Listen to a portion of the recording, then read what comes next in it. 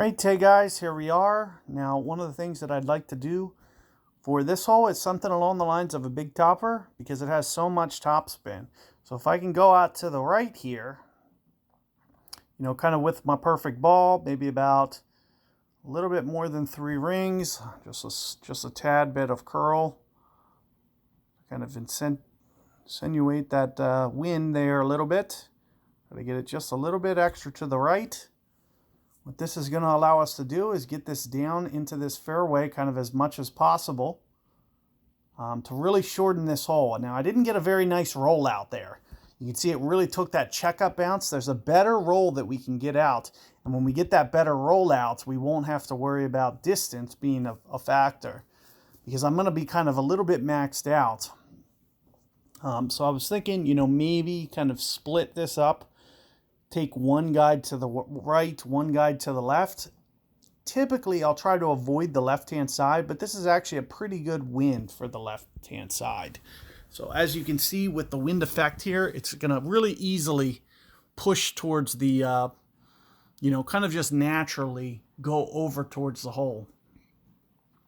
But I did want to go over to this right-hand side because it's kind of my go-to way for this hole. And when you have the cataclysm and all that topspin, a lot of times you can get it up there and, get it to the hole,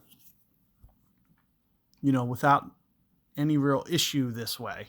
Now, I didn't get my good rollout, and you can see that's what's keeping me from extending up here into this fairway. So another thing that, you can do is you can come back over to this fairway over here. And we can just go for kind of a max curl shot here.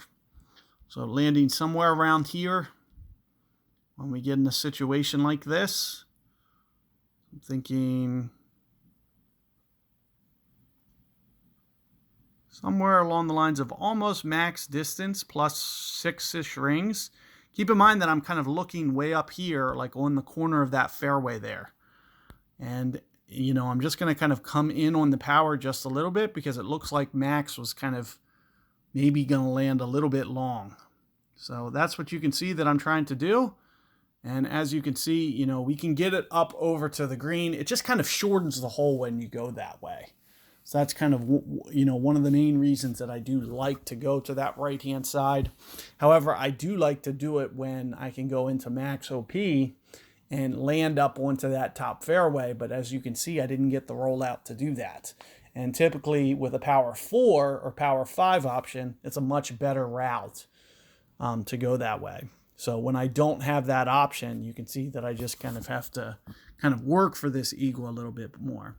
But as I mentioned, there's alternative ways to play this. You can go right, you can go left. So I'm going to do one of each. Put one of the things that you'll want to avoid is you can see these guides, there's a couple glitchy spots in here where it's kind of jumping. You can see that ball guide jumping. So you'll want to avoid those. So if I was playing this shot for real, I'd kind of put it up here on this top guide and just kind of keep that ball guide in the hole like this. Technically I can make this, but I'm not going to, but just keep it in the hole there. Make sure that you're testing that fairway to make sure that it's okay. You might want to check out my master guides as well. This is, maybe not the best tournament for weaker master clubs because we have some really tough par 5s that have some length, where length can be a determining factor.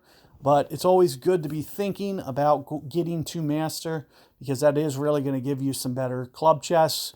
So you can start to, hopefully get those cat cards and apocalypse cards more easily. They come more statistically probable in master than they do in the expert division, even though you can still win them both. In both, statistically speaking, masters is where you're going to get more of those cards at a higher rate. You'll get it at a higher percentage of the time. So good luck, guys, and take care.